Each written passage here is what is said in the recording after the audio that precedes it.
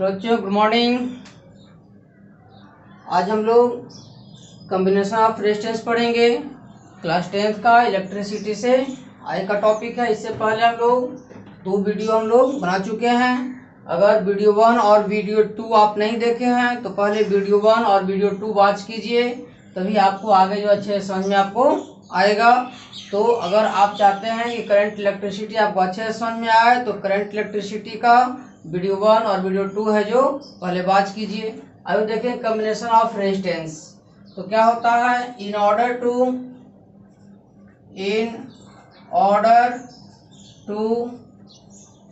Obtain और get desirable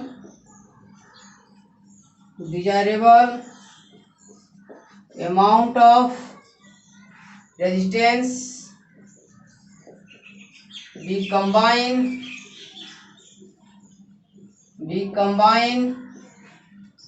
two or more resistance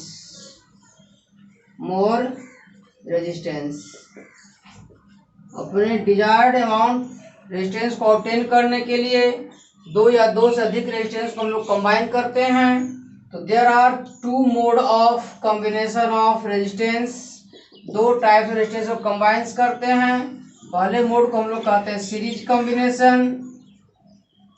combination और दूसरे को कहते हैं पैरेलल कॉम्बिनेशन। जिसको हम लोग क्या कहते हैं, parallel combination.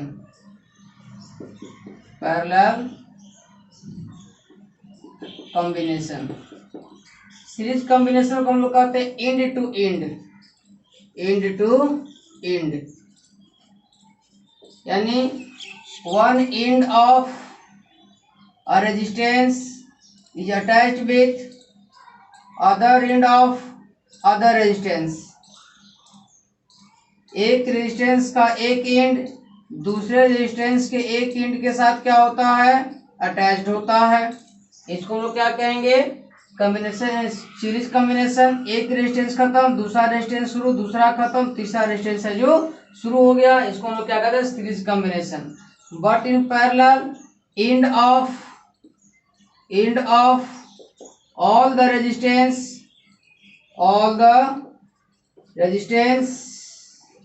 at the same point,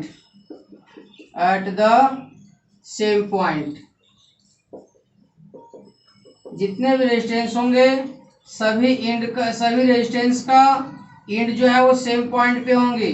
जैसे यह एक R1 और यह एक R2 रेजिस्टेंस है, तो अगर हम लोग इसको पैरेलल में कंबाइन करेंगे तो दोनों को एंड को हम लोग क्या करेंगे, एक साथ टाइट कर देंगे, एक साथ बांध देंगे, तो हमारा पैरेलल कॉम्बिनेशन हो गया। क्लियर। हम लोगों को एग्जाम में क्या आता है, फाइंड इक्विवेलेंट रेजिस्टेंस ऑफ 2 और 3 रेजिस्टेंस कंबाइन इन सीरीज, और फाइंड इक्विवेलेंट रेजिस्टेंस ऑफ 2 और 3 resistance combine in parallel. Okay, इसको नोट कीजिए। चलिए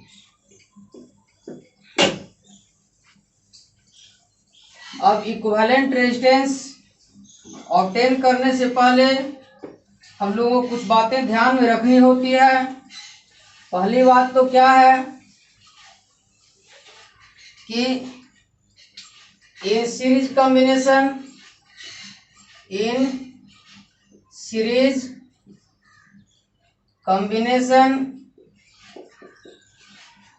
division of voltage. Series combination में division of voltage that is potential difference होगा, whereas current flowing through each resistance is same। current flowing through each resistance is same। So if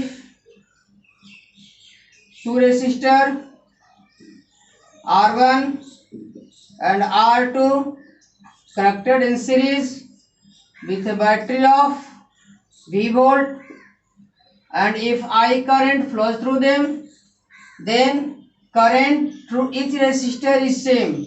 तो R1 से भी current I he flow होगा और R2 से भी current I he flow होगा। Clear. लेकिन जो वोल्टेज है वो यहाँ पर बढ़ जाएगा V1 और V2 में, और total V is equal to V1 and V2। लेकिन what in parallel combination, in parallel combination में क्या होगा, वोल्टेज रिमेन सेम, जितने भी रेसिस्टर होंगे, जितने भी इलेक्ट्रिकल एप्लायंसेज होंगे, सभी का पोटेंशियल डिफरेंस सेम रहेगा, लेकिन डिवीजन ऑफ करंट का डिवीजन होगा। हमारे घरों में ऐसा ही कॉम्बिनेशन होता है, जितने भी हमारे इलेक्ट्रिकल एप्लायंसेज हैं वो सही पैरेलल कॉम्बिनेशन में अटैच होते हैं, ताकि घर के जितने अप्लायंसेज हैं सभी का पोटेंशियल डिफरेंस वोल्टेज सेम रहता है, लेकिन करंट सबका अलग अलग होता है। तो दो रेसिस्टर है R1 और R2, अगर इसे V वोल्टेज के बैटरी से जोड़ देते हैं तो इसका ही वोल्टेज पोटेंशियल डिफरेंस R1 का ही V और R2 का भी V, और अगर I करंट फ्लो हो रहा है तो I जो है दो भाग में बढ़ जाएगा, R1 से I1 करंट फ्लो होगा और R2 से I2 करंट है जो फ्लो होगा। क्लियर। चलिए लिखिए इसको, वीडियो पॉज कर इसको लिखिए। हम लोग ऑब्टेन करेंगे इक्विवेलेंट रेजिस्टेंस। पहले हम लोग सीरीज का, बाद में फिर पैरेलल का। Equivalent resistance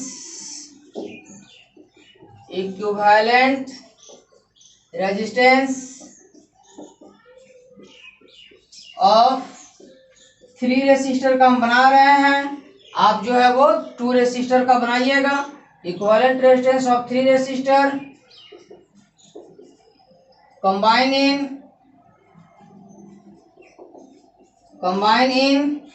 series,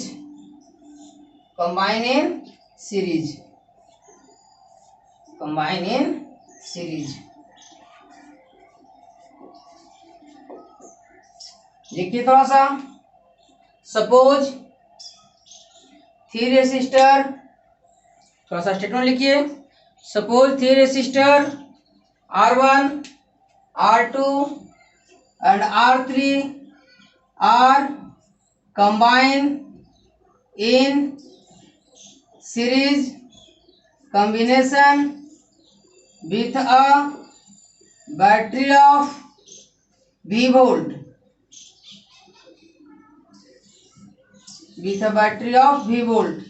if I current flows through the conductor. Clear. I convey कीजिए। तो सीरीज में है तो टोटल वोल्टेज क्या हो जाएगा, V जो वोल्टेज डिवाइड हो जाएगा, लेकिन करंट सभी से क्या होगा, सेम फ्लो होगा। तो आई कंट्री आगे लिखिए कि potential difference of R1, R2 and R3 is respectively V1, V2 and V3. Potential difference of resistor R1, R2 and R3 respectively V1, V2 and V3। अब देखिए तो ओम्स लॉ से V is equal to IR।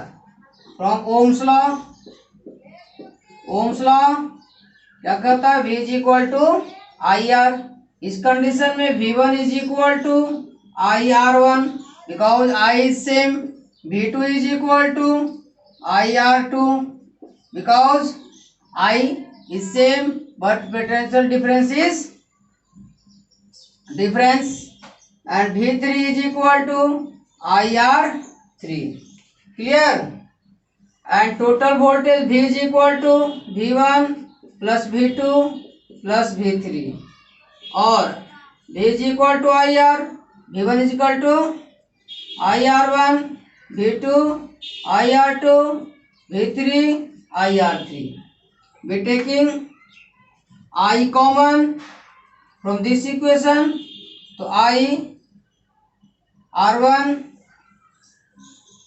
plus R2 plus R3, cancelling I both side, तो R is equal to R1 plus R2 plus R3. R is equivalent resistance of three resistor combined in series. तो क्या कहेंगे, equivalent resistance in series is equal to sum of all the resistance,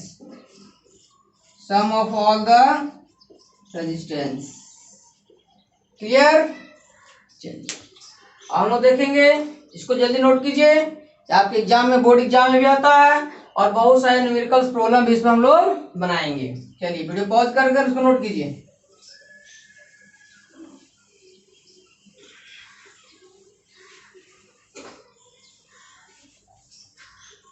अब देखेंगे equivalent resistance of three resistor combine in parallel. फिर statement लिखिए statement, if three resistor R1 R2 and R3 combine in parallel with a circuit of V volt, and I current flows through the circuit। तीन resistor है R1 R2 और R3, तीनों को parallel में जोड़ा गया है और इससे I करंट है जो फ्लो हो रहा है। अब देखिए, as we know that in series का in parallel combination division of current take place, hence current I divided into three parts. अब लिखिए, if I1 I2 and I3 current passes through the resistor R1 R2 and R3 respectively, then फिर according to Ohm's law क्या कह रहा है कि I is equal to V upon R और I1 is equal to V upon R1, I2 V upon R2, I3 V upon R3, clear। And total current is equal to I1 plus I2 plus I3। I is equal to V upon R, I1 is equal to V upon R1, I2 V upon R2, I3 V upon R3। Taking V common, क्या बच गया, 1 upon R1, 1 upon R2, 1 upon R3। V cancelling both side, 1 upon R is equal to 1 by R1 plus 1 by R2 plus 1 by R3। R equivalent resistance in parallel, RP parallel, equivalent resistance in parallel combination। तो we can say that reciprocal, यानी उल्टा हो गया, reciprocal of equivalent resistance is equal to sum of reciprocal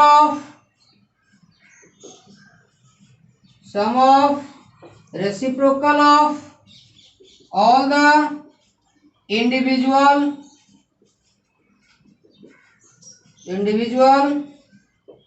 resistance। जल्दी इसको note कीजिए video pause करके।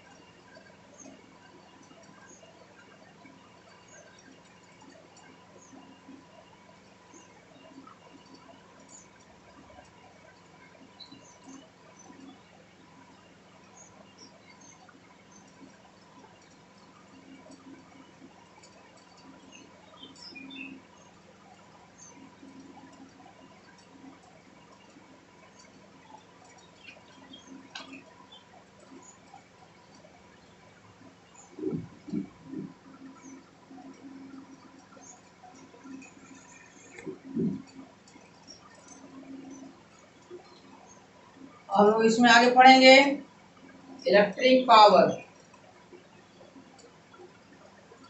Electric power लिखिए, डिफाइन कीजिए।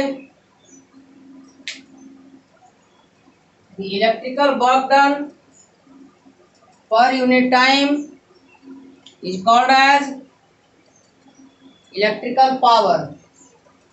Electrical work done per unit time is called as electrical power.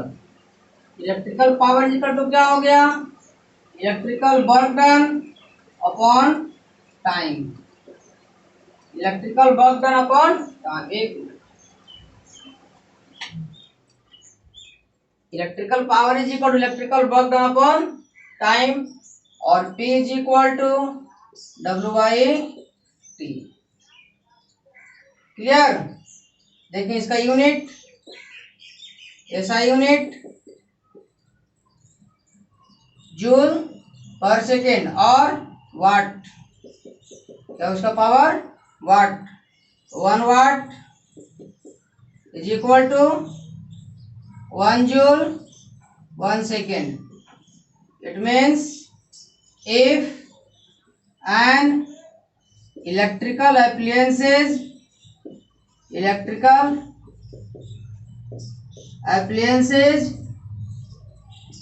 consume 1 joule energy in 1 second, its power is 1 वाट। अगर कोई electrical appliances 1 second में 1 जो एनर्जी कंज्यूम करता है तो उसके पावर को हम लोग क्या कहेंगे? 1 वाट कहेंगे। चलिए और देखते इस फार्मूला को। P is equal to W/T और P is equal to W is equal to VQ upon T। W is equal to VQ कहाँ से? पोटेंशियल से। और P is equal to V into QI/T और as we know that QI/T is equal to I और then P is equal to V into I। Next formula for power is P is equal to V into I। इसी को और continue करेंगे तो V is equal to क्या होता है? IR। V is equal to IR, V is equal to IR। तो P is equal to क्या हुआ? I square R। I square R एक फॉर्म I स्क्वायर R एक फॉर्मूला में का यह भी हो गया। फिर I का value I is equal to V upon R, तो P is equal to V square upon R square into R, तो R से R कैंसिल हुआ तो P is equal to V square upon R। तो these are some.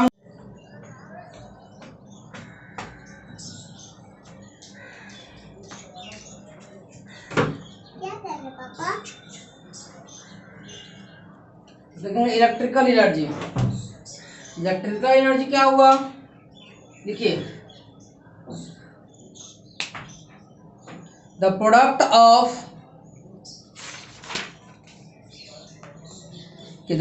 Of power and time is called as electrical energy. How we can calculate it? देखिए कैसे calculate करेंगे। तो as we know that power is equal to electrical work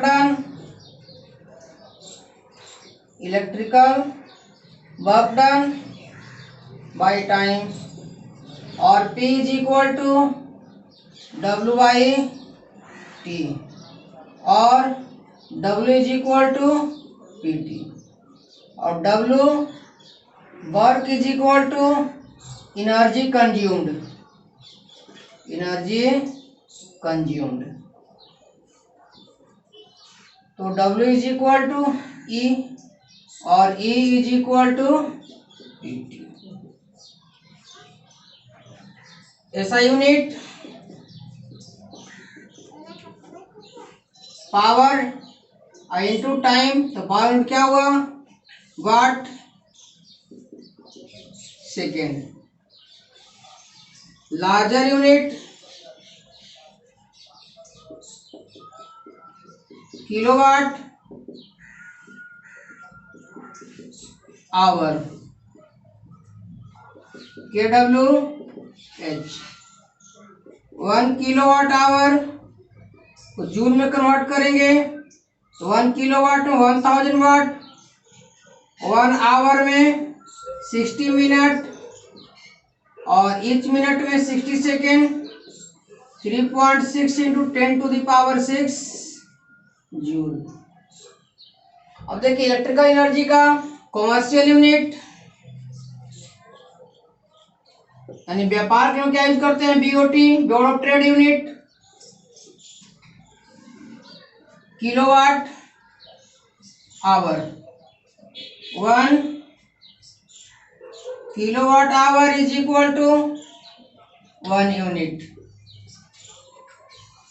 1 kilowatt hour is equal to 1 unit. तो if we run electrical appliance of 1 kilowatt 1 hour, then it will consume 1 unit electrical energy, 1 unit electrical energy। फिर हम लोग आगे next video में देखेंगे कि कैसे हम लोग इलेक्ट्रिकल एनर्जी और उसके अमाउंट को कैसे कैलकुलेट करेंगे। अब देखिए हम लोग इसको वीडियो पॉज कर लिखिए।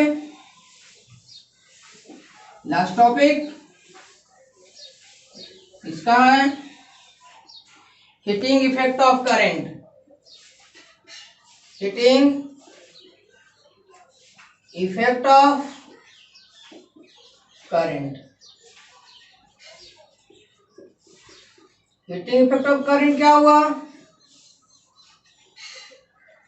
When electricity passes through a conductor, it's a small amount converted into heat, this is called as heating effect of current। तो जब किसी कंडक्टर से इलेक्ट्रिसिटी का फ्लो होता है तो रेजिस्टेंस के कारण जो इलेक्ट्रॉन्स होते हैं वो दूसरे इलेक्ट्रॉन्स के साथ या एटम्स के साथ या आयंस के साथ कोलाइड करते हैं, जिसके कारण क्या होता है उसका कुछ पार्ट जो होता है हीट में कन्वर्ट होता है, उसी को हम लोग क्या कहते हैं, हीटिंग इफेक्ट ऑफ करंट कहते हैं। हीटिंग इफेक्ट ऑफ करंट हम लोग कैलकुलेट कैसे करते हैं, देखिए electrical work done W is equal to हम लोग पहले जानते हैं VQ, W is equal to VQ। और जो वर्क डन जो होता है, work done is equal to heat produced, work done जो है वो हीट प्रोड्यूस्ड के इक्वल है। तो H is equal to DQ और H is equal to V is equal to IR और Q is equal to IT। तो H is equal to I square RT। The heat produced in the conductor is directly proportional to the square of the current flowing through it, directly proportional to a resistance and directly proportional to the time. This is called as Joule's law of heating effect of current. This is called as Joule's law. Joule's law क्या कहता है, the heat produced in the conductor is directly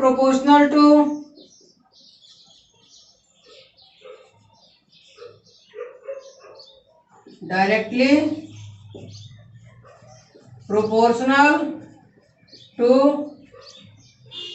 a square of current flows through it.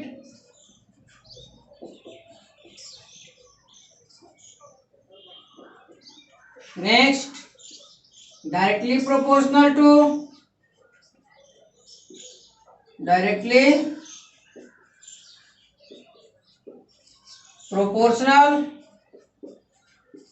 resistance of the conductor and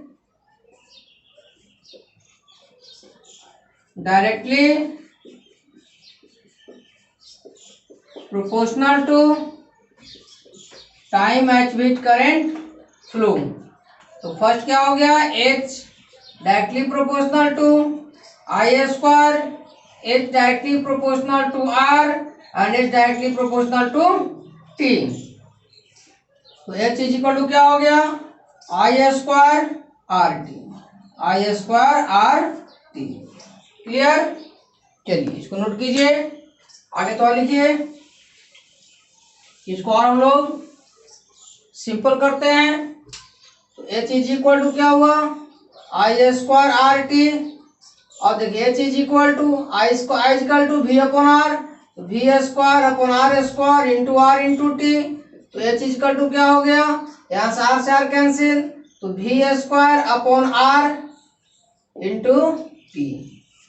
एक formula यह हो गया, एक हम लोग का यह हो गया। और देखिए तो V square V equal to I R, और फॉर्मूला हो सकता है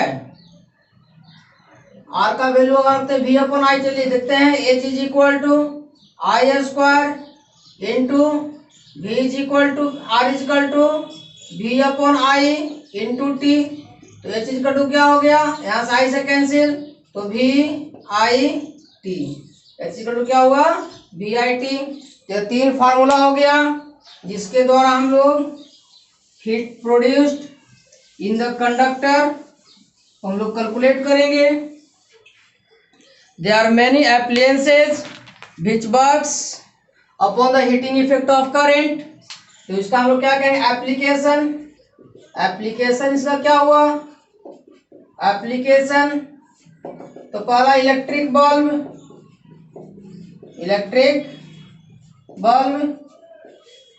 the filament of electric bulb is made of tungsten having high melting point, having high resistance. So due to high resistance it will produces more heat and filament grows and start to light। और क्या हुआ, और क्या use है, electric iron में जो coil लगा हुआ है उसका भी high resistance, high melting point, जिसके कारण जब करंट फ्लो होगा तो ज्यादा हीट प्रोड्यूस यूज कर पाएंगे। फिर जो हम लोग का सेफ्टी फ्यूज है, इलेक्ट्रिकल फ्यूज और यूज करते हैं, उसका क्या होता है, हाई रेजिस्टेंस और लो मेल्टिंग पॉइंट तक। जैसे ही हाई रेजिस्टेंस होगा ज्यादा हीट प्रोड्यूस होगा, लो मेल्टिंग पॉइंट होने की वजह से वह जो जल्दी मेल्ट कर जाएगा तो हमारा जो है सर्किट क्या हो जाएगा, ब्रेक हो जाएगा, और जितने भी अप्लायंसेस हैं वो सभी सेफ रह जाएंगे। तो ये हमारा एप्लीकेशन हो गया। और इसमें कुछ क्या है, नहीं और ज्यादा कुछ तो नहीं है इसमें। फिर एक जो हम लोगों का है कि डोमेस्टिक सर्किट, तो जब हम लोग घर में लाइन वायर जब लाते हैं पोल पर से, तो पोल पर से दो वायर आता है, या हमारे घर में लाइन में दो वायर आता है। एक वायर को हम लोग कहते हैं लाइव वायर और दूसरे वायर को हम लोग कहते हैं न्यूट्रल वायर। एक हो गया लाइव वायर जिसको आप गर्म कहते हैं, और एक हो गया न्यूट्रल वायर। जो लाइव वायर जो होता है वह जनरली रेड कलर का होता है, और जो न्यूट्रल वायर होगा वो जनरली ब्लैक या ब्लू कलर का होगा, ब्लैक या ब्लू कलर का होगा। अब जैसे ही घर में आएगा तो एक थर्ड वायर जो हम लोग अर्थ वायर यूज करते हैं, एक थर्ड वायर क्या हो गया, अर्थ वायर हो गया। तो फोर्थ वायर हो गया। तो जैसे ही पहले आएगा तो यह अगर पोल से हम खींच कर लाएंगे, लाइन जो तार लाएंगे, तो वो सबसे पहले मीटर में आएगा।